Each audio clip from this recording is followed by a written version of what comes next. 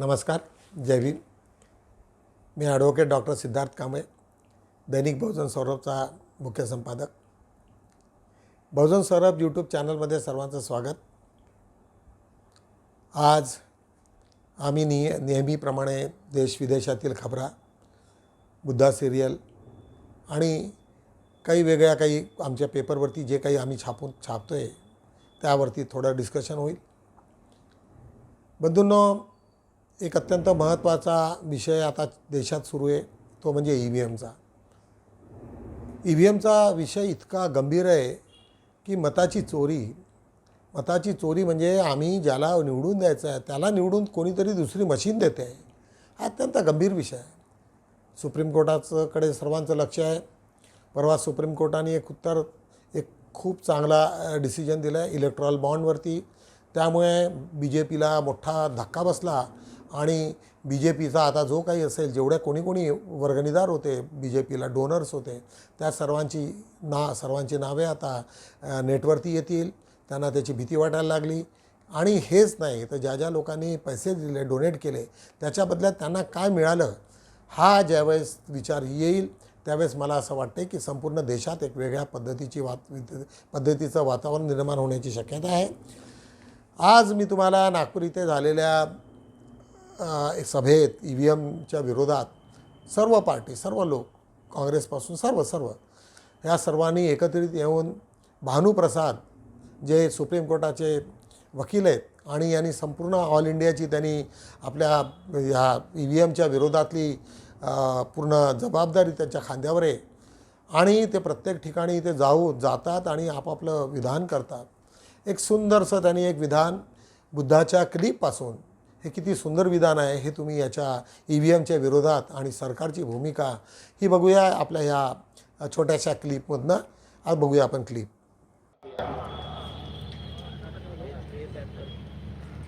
बिना अधिकार के जीने का कोई अर्थ नहीं है साथियों. वो अधिकार इस देश के संविधान ने आपको दिया.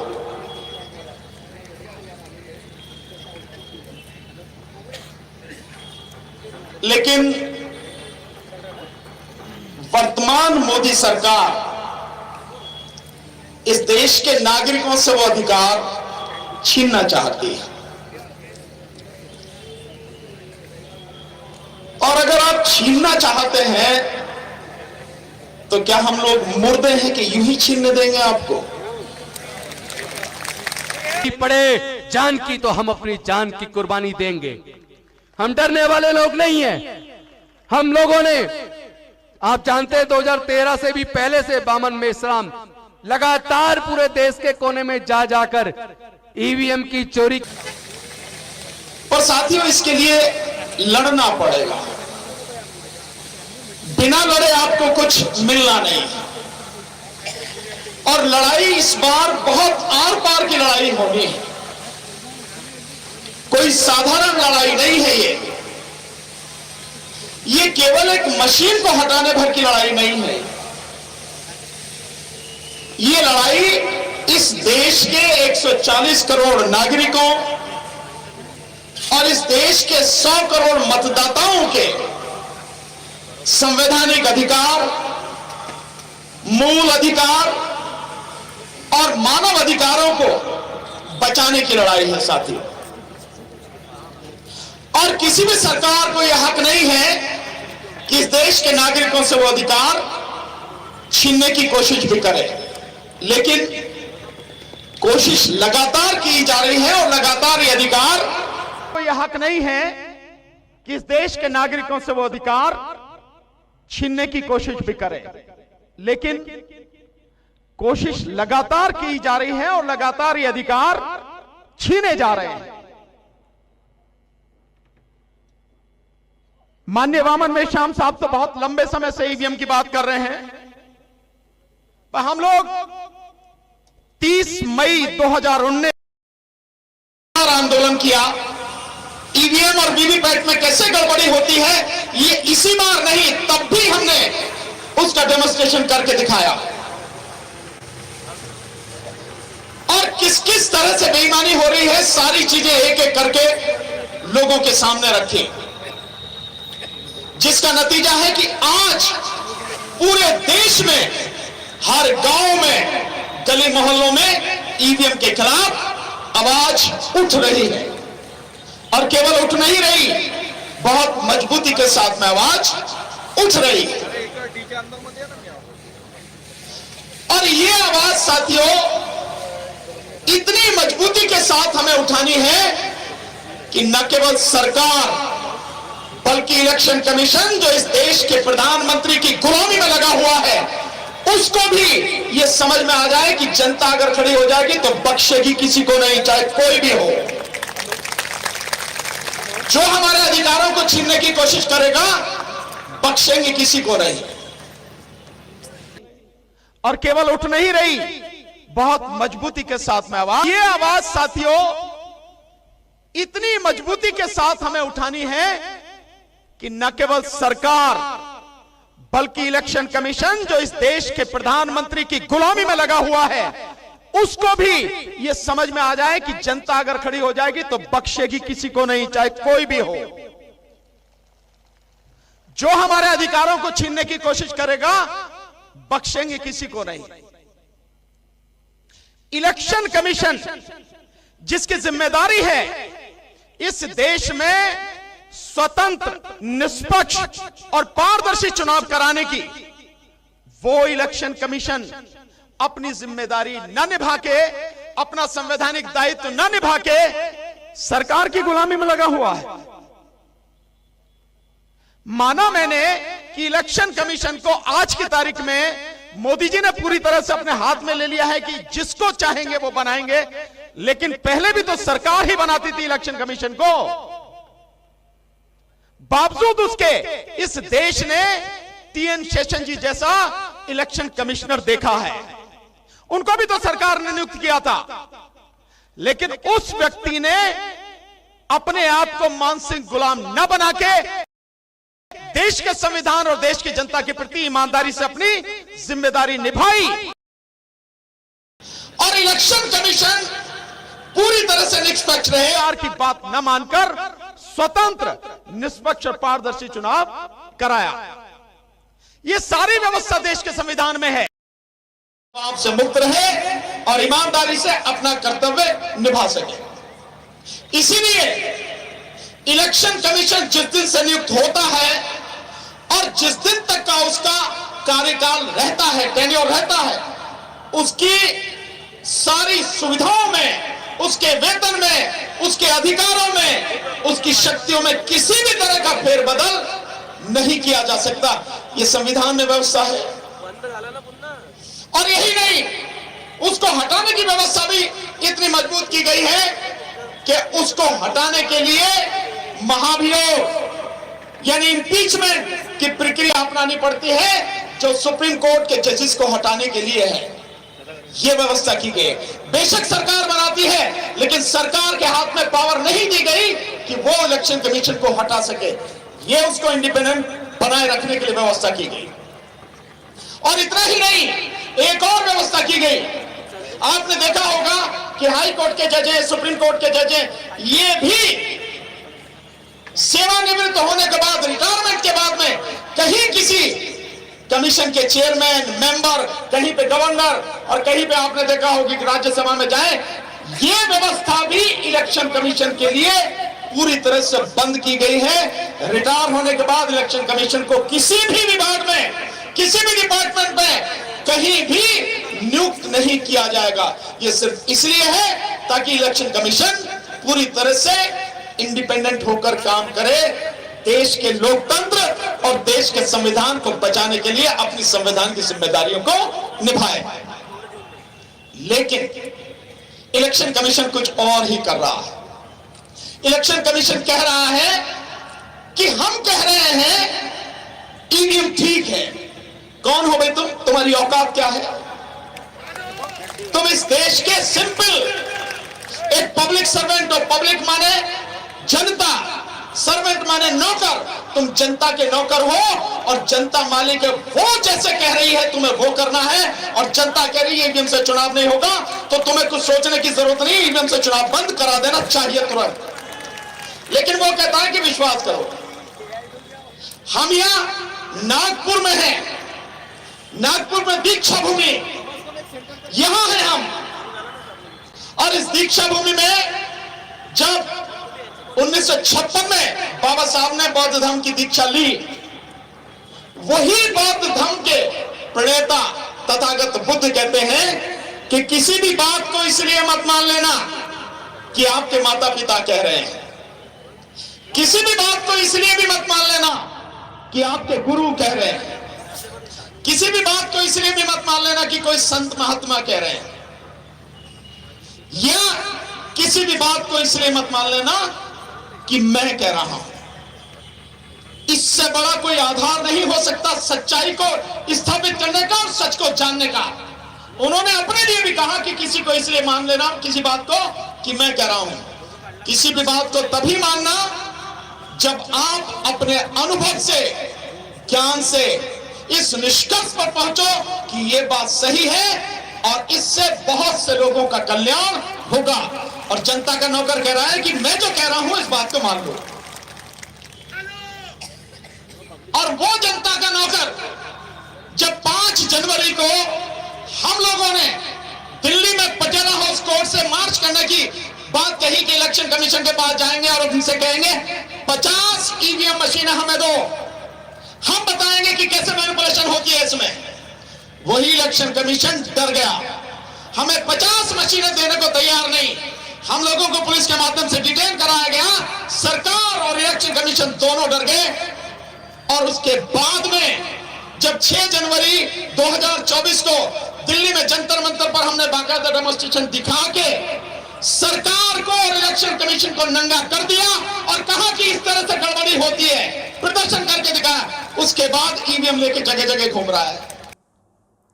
नेहमीप्रमाणे आम्ही बुद्धा या सिरियलमधली एक छोटीशी क्लिप घेतलेली आहे।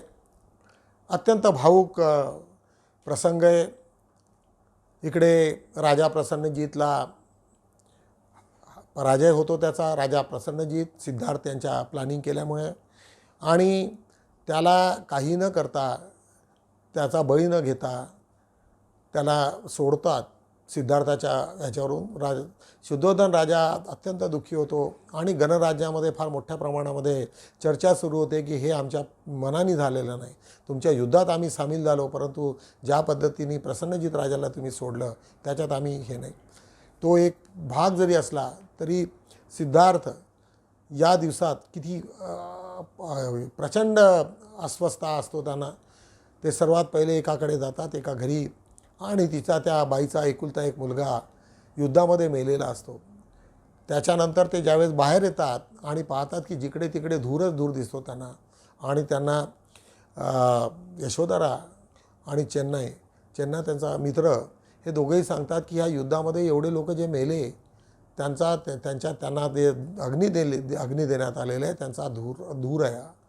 आणि ते पाहून इतके व्यथित होतात, रडतात आणि ते म्हणतात की या लोकांनी आम्ही काय साध्य केलं? हजारो लोकांना बळी देऊन जर आम्ही काही साध्य केलेलं नसेल तर याला काय उपयोग आहे? अत्यंत खिन्न असणारं एक सुंदरसं दृश्य तुम्हा आम्हा सर्व लोकांना बुद्धा या क्लिप्समधनं बघूया आपण प्लीज। रथ रोको चन्ना।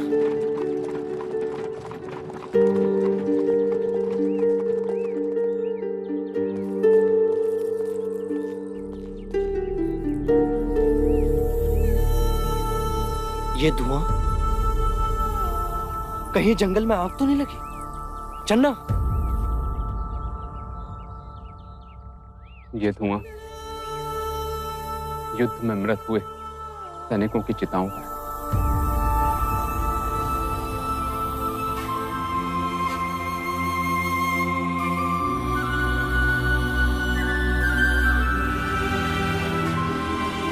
ये सैनिकों के शव नहीं, मनुष्यता जल रही है और हम सब जीवित मनुष्यों को लज्जित कर रही है।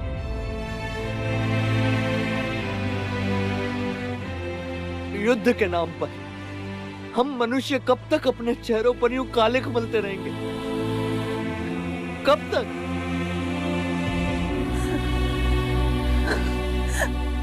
ये क्या सिद्धार्थ?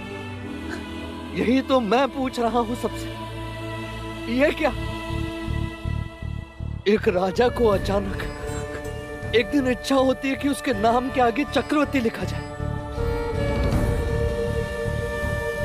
और वो अश्वमेध नामक यज्ञ करे, युद्ध करे, और उपलब्धि क्या? ये काला धुआं, यहां भी और वहां भी। ये छोटा ना करो सिद्धार्थ, तुमने तो युद्ध रोका है। आपने वो सब कुछ किया जो आप कर सकते थे युवराज। कदाचित इस समय तो उठी हुई तलवारें रुक गई चन्ना, पर मानसिकता का क्या? मन की शत्रुता का क्या? यूं सबकी पीड़ा अपनी आंखों में लेकर चलोगे, एक दिन अपने ही आंसू में डूब जाओगे। और तैर कर मैं करूंगा भी क्या? आंखों के आगे तो केवल धुआं है, केवल काला धुआं और कुछ नहीं। एक नेहमीप्रमाणे बहुजन सौरभला आम्ही आज जे जे काही महत्त्वाच्या बातम्या असल्या त्या आम्ही तुम्हाला देत असतो। बहुजन सौरभमध्ये आम्ही सातत्यानं तुम्हा लोकांना अपील करत असतो की तिथे भागीदार व्हा, जास्तीत जास्त पार्टिसिपेट करा, त्याचा प्रचार करा, लोकांपर्यंत जाऊ द्या, कारण जोपर्यंत लोक वाचणार नाही तोपर्यंत वाचणारच नाही, ते मरतील लवकरच। त्याच्यामुळे पेपर वाचणे आणि वाचल्याशिवाय तुम्हाला दुसरा काहीही पर्याय नाही आहे। म्हणून बहुजन सौरभचा प्रचार आणि प्रसार करण्याची जबाबदारी आम्हा तुम्हा सर्व लोकांची आहे। आजच्या प्रमुख हेडलाईनमध्ये घेऊया आपण, शेतकरी आंदोलनावर ठाम। शेतकरी मात्र कुठेही कुठल्याही बाबतीमध्ये कॉम्प्रोमाइज करण्याच्या मूडमध्ये नाही। MSP maximum minimum price, supportive price याच्यावरती ते अडून आहेत आणि त्यांनी सांगितलं की कुठल्याही परिस्थितीमध्ये आम्ही माघार घेणार नाही। त्याच्या शेजारी आपल्या देशातनं कांदा निर्यात करायला सरकारने खूप सारे बंधनं घातले होते आणि नव्हतं, एक्सपोर्ट करता येत नव्हतं, परंतु ते एक्सपोर्ट करणं ते आता त्यांनी उठवला तो बॅन। आणि त्याच्यामुळे आपल्या महाराष्ट्रातनं जो कांदा उत्पादक शेतकरी आहेत त्यांना मोठा एक स्कोप मिळेल की ते मोठ्या प्रमाणामध्ये एक्सपोर्ट करतील, कारण नाशिक आणि हा पट्टा जो आहे हा कांदा उत्पादनासाठी भारतातला सर्वात मोठा भाग समजला जातो। त्याच्यामुळे त्याला अत्यंत गरजेचं आहे। भाविकांची कार कालव्यात कोसळून तिघांचा मृत्यू, एक गोंदियाच्या जवळची बातमी आहे।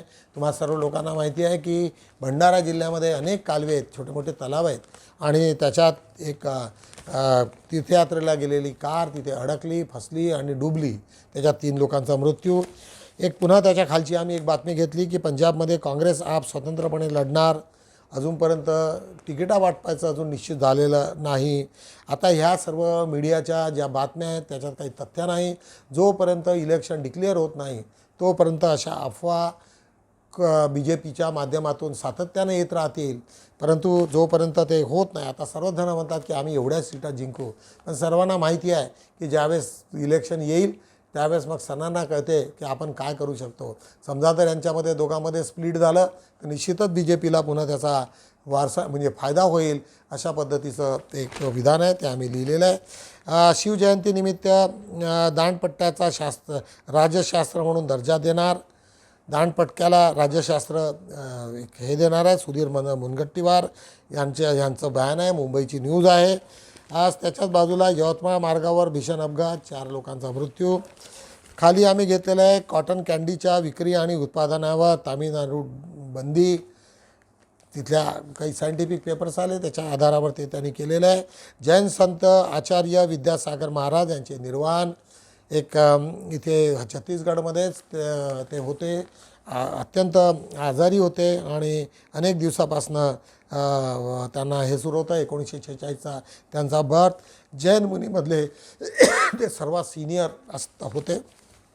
त्याच्याच खालची आज आम्ही बातमी घेतली, देशात बहुसंख्य हिंदू मग धार्मिक राजकारण कशासाठी, ॲडव्होकेट प्रकाश आंबेडकर। आता याच्यात हेही बरोबर आहे की देशात बहुसंख्य हिंदू मग धार्मिक राजकारण कशाला, सर्वच हिंदू आहेत, अपोजिटवाले हिंदू आहेत आणि सत्ताधारी हिंदू आहेत. मग हे राजकारण कशाला, मग काय म्हणायचं का यानं? म्हणजे हिंदू म्हटलं म्हणजे काय सर्वांकष असं काय बायफर्गेशन होते का? म्हणजे मला इथे एक प्रकाश आंबेडकरांचं हे स्टेटमेंट काही तेवढं फारसं अपील झालं नाही. हिंदू इथं सर्वच, आपणही बुद्धिस्ट आहोत. आता बुद्धिस्टमध्ये काही लोक हिंदू लिहितात, म्हणजे काय झालं, ते हिंदू आहेत का नाही? अनेक लोक जैन लोक आज हिंदूसोबतच जुळलेले आहेत, ते हिंदू आहेत का नाही? अनेक लोक, इवन तिथे RSSमध्ये अनेक लोक जे शीख आहेत, अनेक वेगवेगळ्या जातीचे लोक आहेत, ते शीख आहेत, हिंदू आहेत का नाही? तर अशामुळे त्याच्यात काही हे नाही आहे, असा काही परिभाषा नाही आहे.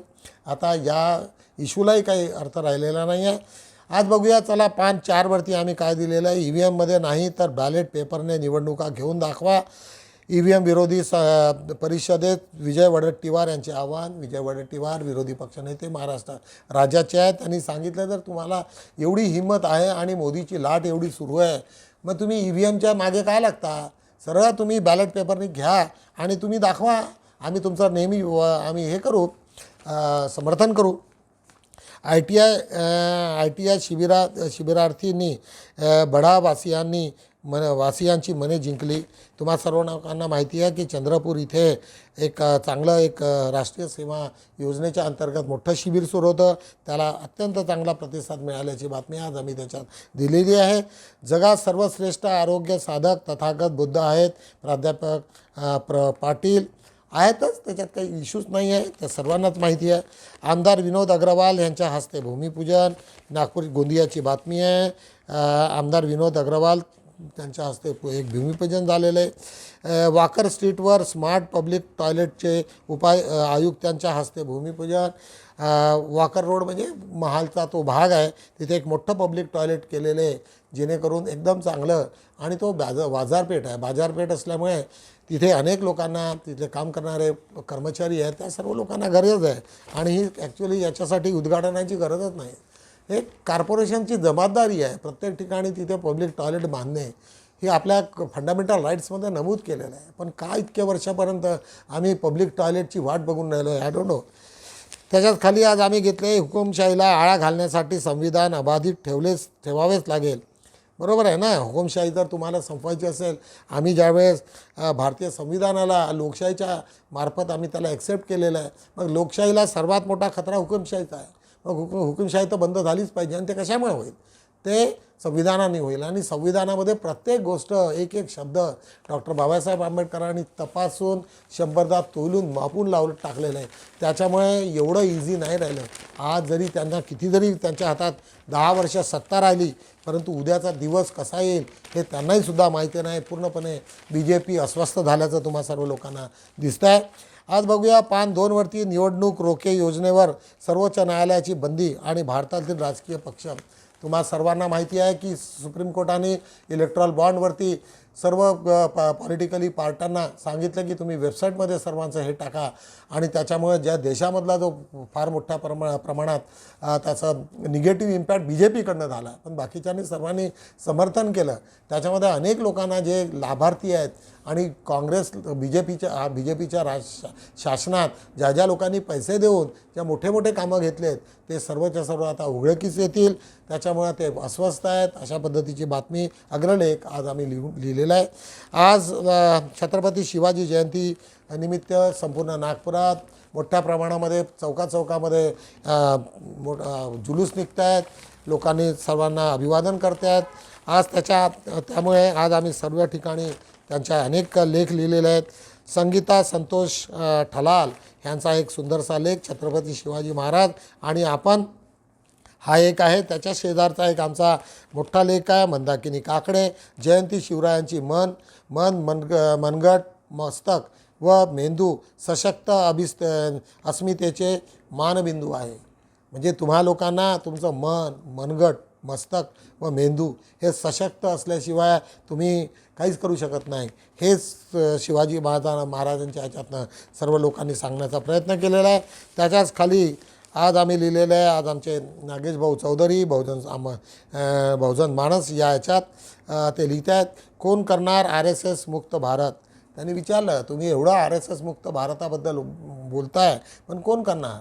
या आधी इतिहासामध्ये 2-3दा RSSला बंदी आणली, परंतु ते पुन्हा दुसऱ्या मार्गाने निघालं आणि कुठे ना कुठेतरी पूर्ण ब्युरोक्रॅसी असल्यामुळे कुठे न जे सरकार चालवते त्या लोकांनाही थोडीशी हे असतात आणि त्याच्यामुळे अनेक ठिकाणी जे ज्युडिशियरीमध्ये ॲडमिनिस्ट्रेशनमध्ये जे ब्राह्मणशाही वर्ग हा मोठ्या प्रमाणात असल्यामुळे बरेचदा ते शक्य होत नाही.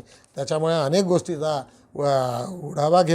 आढावा घेऊन नागेश चौधरी यांनी हा लेख लिहिलेला आहे. अत्यंत वाचनीय, चांगले वाचायला पाहिजे. त्याच्यानंतर आज बघूया पान 3 वरती आज पुन्हा आम्ही शिवाजी महाराजांची धार्मिक संकल्पना काय होती. आज अनिल भुसारी यांचा हा लेख, म्हणजे आज तुम्हाला याच्यावरनं हे होईल की शिवाजी महाराजांच्या महत्त्वाचे काय काय होते. समुद्र उल्लंघन, त्याच्यानंतर धार्मिक घरवापसी, शिवाजी महाराज हिंदूचे की भारतीयांचे, अनेक बाबींवरती त्यांनी वेगवेगळा खुलासा करत एक सुंदर लेख त्यांनी लिहिलेला आहे. एकदम सर्व लोकांना मी विनंती करेल की तो तुम्ही वाचावा. शिवाजी महाराजांबद्दल अनेक गोष्टी तुम्हाला नवीन माहिती होऊन जातील. राजकारण की भ्रष्टकारण, भूपेंद्र गंभीर यांचा एक सुंदरसा लेख. भूपेंद्र गंभीर नागपुरातील प्रसिद्ध लेखक आहेत आणि अत्यंत त्यांचा मोठा प्रदीर्घ काळ हा लोकमतमध्ये गेलेला आहे आणि ते सातत्यानं बहुजन सौरभला वाढवत आहेत. बहुजन सौरभसोबत अनेक आपले विचार प्रगट करत आहेत आणि मोठ्या प्रमाणामध्ये लोक त्यांना वाचताना आम्हाला दिसत आहेत. अनेक ठिकाणी त्यांनी सांगितले की आम्ही भूपेंद्र गंभीरांचे लेख आम्ही सातत्यानं वाचत असतो. एक चांगलं आहे आणि भ्रष्टाचाराच्या विरोधात त्यांनी आज मोठा चांगला लेख त्यांनी लिहिलेला आहे. आज शेवटला खालचा आम्ही विनोद सदावर्ते यांचा लेख, डोक्यात जातीयतेची घाण ते कसे महान.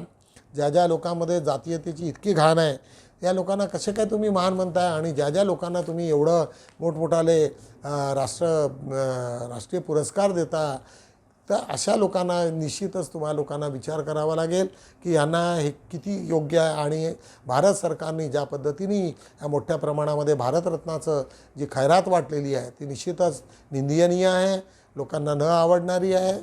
आज अशा पद्धतीने आज आम्ही पान 4ही संपवलं. बहुजन सौरभचे आम्ही सातत्यानं आम्ही प्रयत्न करत असतो की जास्तीत जास्त चांगल्या पद्धतीने याला कसं होईल, जास्तीत जास्त प्रचार कसा होईल, त्याचा लोकांपर्यंत कसा पोहोचेल. काही दिवसानंतर मला अशाही सूचना आल्यात की तुम्ही PDF टाकू नका आणि PDFमुळे अनेक लोक सबस्क्रायबर होत नाही आमच्या पेपरचे. बंधूंनो, तसं करू नका. तुम्ही सबस्क्रायबर होता म्हणजे पेपर वाचण्यासाठी नाही, बहुजन सौरभला आर्थिक मदत करता आणि जर आर्थिक मदत जर झाली तरच आम्ही जिवंत राहू शकतो. तुम्हा लोकांना माहिती आहे की पेपर काढणे किती अवघड असते, तरी आज आम्ही 3.25 वर्ष सातत्यानं न एक दिवसही न थांबता आज आम्ही दैनिक बहुजन सौरभ चालवत असतो. आज काळाची गरज आहे. आम्ही जर बंद पडलो तर मोठ्या प्रमाणामध्ये समाजाचं मोठं नुकसान होईल. ही भान तुम्ही सर्व लोकांनी लक्षात ठेवा. छोट्या मोठ्या जाहिराती तुमच्याकडे असतील, बर्थडेच्या असतील जाहिराती असतील, निधनाच्या असतील किंवा तेरवीच्या असतील किंवा स्मृती दिवसाच्या असतील, तर त्या कमीत कमी 1000 रुपयेच्या ह्याच्याने आमच्याकडे पाठवा. आम्ही चांगल्यात चांगली बातमी हे द्यायला ती पुण्यानुमोदन वगैरेच्या आम्ही सर्व देत असतो आणि कमीत कमी पैशामध्ये आम्ही 1000 रुपयापासून आपण सुरू करू शकतो. अशा पद्धतीने तुम्ही आम्हाला बळकट करा. तुमच्यावरतीच हा बहुजन सौरभ उभा आहे. तुम्हा सर्व लोकांना माहिती आहे की माहिती नाही एक गोष्ट की हा पेपर कोणाच्या मालकीचा नाही आहे. हा एक संस्थेचा पेपर आहे. सर्व लोकांनी भागदार आहेत. त्याच्यामध्ये सर्व लोकांनी 25-25 हजार रुपये त्याच्यात पैसे देऊन याच्यात भागीदारी घेतलेली आहे. त्याच्यामुळे हा कोणाच्या मालकीचा नाही. त्याच्यामुळे कुठे बंद होण्याचा किंवा असा काही इश्यू नाही आहे आणि प्रत्येक ठिकाणी आम्ही ट्रान्सपरंट असतो. याच्यातला बराचसा भार, आर्थिक भार आम्ही शोषण करत सोसतो. पण मला त्याच्याबद्दल दुःख नाही आणि मला आनंदही आहे. तर मला पुन्हा तुम्हा लोकांना विनंती करायची आहे की तुम्ही याचं जास्तीत जास्त लोकांना सर्क्युलेशन करण्यासाठी मदत करा. एवढंच बोलतो आणि थांबतो. तोपर्यंत जय भीम.